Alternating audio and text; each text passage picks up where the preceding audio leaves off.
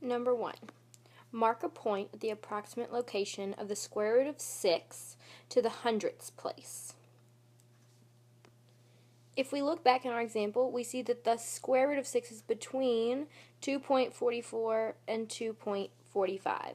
So I'm going to put my point here between 2.44 and 2.45. Number 2. Check your answer by finding the square root of 6 using a calculator. What is the result on your screen? When I type in the square root of 6 on my calculator, I get 2.4494897442, on and on. The number goes on and never repeats. Number 3. Find the square root of 10 to the nearest hundredth. Explain how you found your answer. I'm going to use the method that I showed you how to do, not that the textbook showed you how to do. So the first step is to take the square root of 10, and I'm going to break it down into the square roots that I do know, the square root of 9 and the square root of 16. I know the square root of 9 is 3, and the square root of 16 is 4. Remember, we made the note that the smaller number is always part of our answer. From here, I'm going to set up my fraction. I take 10 minus 9, which I know is 1, over 16 minus 9, which I know is 7. 1/7 is my fraction. So 3 and 1/7. However, we do know that we have to use a decimal, so I'm going to set up a long division problem. 7 cannot go into 1, so I add a decimal and a 0. 7 can go into 10 one times, subtract, and I get 3. Add a 0 and bring it down. 7 can go into 30 4 times. I get 28. Subtract and I get 2. Add a 0, bring it down. 7 can go into 20 2 times. My answer is 3.142, but we know that we look at that third decimal place and it tells us to round up or down. In this case, since it's a 2, we're going to round down. My answer is 3.14. Now, I know that I have always told you to take up at least half of your space, but for the amount of work that you needed to show, I will count that. If you did not show the work, you must write out your steps and take up at least half of your space. Number 4, explain how a rational number and an irrational number are different.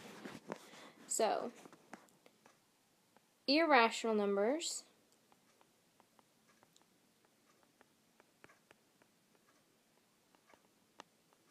are symbols,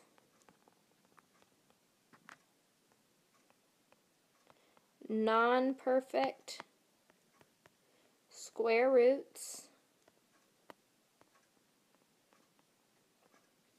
and decimals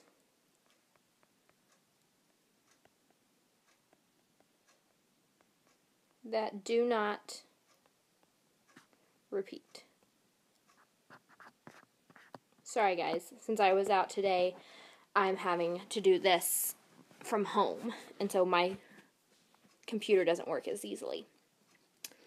Number 5, describe how you would compare 3.6 and the square root of 12.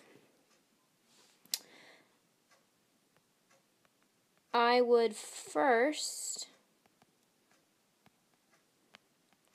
find the square root of 12.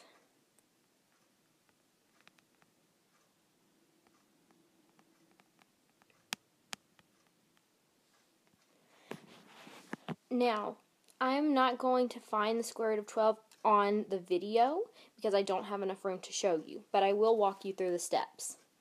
The first step is to break down the square root of 12 into the square roots that you do know. You should know that the square root of 9 is 3 and the square root of 16 is 4. We know that 3, the smaller number, is going to be part of our answer. From there, we're going to set up our fraction. 12 minus 9 gives us 3, and 16 minus 9 gives us 7. Our answer so far is 3 and 3/7. But we also know that we need a decimal, so that way we can compare it to 3.6. And so I would divide 7 into 3. 7 can't go into 3, so I add a decimal and a 0. 7 can go into 34 times, you get 28. Subtract and you get 2. Add a 0 and bring it down. 7 can go into 22 times. That's 14. So I subtract and get 6. Add a 0 and bring it down. 7 can go into 68 times, which is 56. Subtract and you get 4. My decimal answer is 3.428. I use that third decimal place, the 8, to round up to 3.43. So the square root of 12 equals 3.43. Therefore, 3.6 is greater than the square root of 12. Number 6. Is 1.75 a reasonable estimate of the value of the square root of 8? Explain your reasoning. Number 6. Now again, because I do not have space on the page, I'm only going to do the first step. I'm going to take the square root of 8 and I'm going to break it down into the square root of 4 and the square root of 9, because those are the two that I do know, and I get 2 and 3. I can already tell that 1.75 is not a reasonable answer because the number has to be between 2 and 3. 1.75 is not a reasonable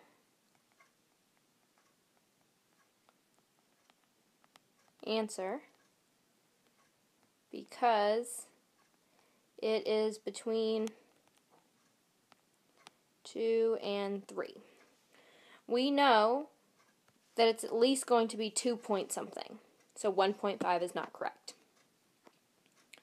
Number 7. On a number line, will the square root of 20 be closer to 4.4 or 4.5? Explain your reasoning. Again, because I do not have enough space to show all of those steps, I'm going to explain it out loud. You're going to start by breaking down the square root of 20 into the square roots that you do know. You should know that the square root of 16, which is 4, and the square root of 25 is 5. The square root of 20 is between that. We know that the smaller number 4 is going to be part of our answer. From here, I set up my fraction. 20 minus 16 is 4. 25 minus 16 is 9. My fraction is 4/9. My answer so far is 4 and 4/9. But I know that we need division, so I'm going to go ahead and divide 9 into 4. 9 cannot go into 4, so I add a decimal and a 0. 9 can go into 40 4 times, which is 36. Subtract and I get 4. Add a 0 and bring it down. 9 can go into 44 times, which is 36. Subtract and I get 4. Add a 0, bring it down. 9 can go into 44 times. I get 36. Subtract and I get 4. My answer so far is 4.444. I use that third decimal place to round down to 4.44. So therefore, the square root of 20 is closer to 4.4. Again, if you show your work, I will count that as your explanation. If not, you need to explain to me how you know that it's closer to 4.4 than 4.5. But if you show your work, I'll take that as your explanation. Number 8. Look at the 2 points on the number line. Each number is graphed is the square root of a whole number that is not a perfect square. Write the approximate square roots in each box and explain how you found your answers. So, if you look at that problem, I'm going to do the one on the left first. I can see that it is more than 2.75, so I'm going to go ahead and pick 2.8, and I'm going to go ahead and multiply 2.8 times 2.8. Because I know it's a number squared, I'm going to do 2.8 times 2.8. Again, I don't have room, so I'm going to do it out loud. 8 times 8 is 64. 8 times 2 is 16. 16 plus 6 is 22. I'm done with that first 8, so I'm going to add my placeholder value. I'm going to multiply 2 times 8, which is 16. 2 times 2 is 4, plus 1 is 5. I'm going to go ahead and add those numbers up. I get 4, 8, and 7. 7.84. 7.84 is going to round up to 8. So I'm going to say this one is the square root of 8. For the second number, I can tell that it's just before 4.5. So I'm going to say 4.4.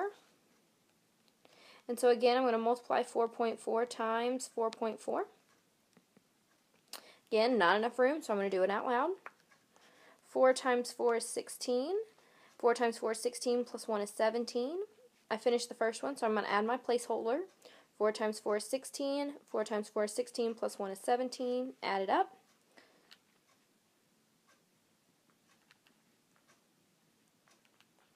I get 19.36. So I'm going to say that that one is the square root of 19. Because remember, it said that they were whole numbers. So that's why I had to round my answers from 7.84 and 19.36. I had to look at that number. 8 tells me to round up to the square root of 8. 3 tells me to round down to the square root of 19. Again, if you showed your work, I will take that as your explanation. If not, you need to take up at least half your space explaining to me how you found those answers.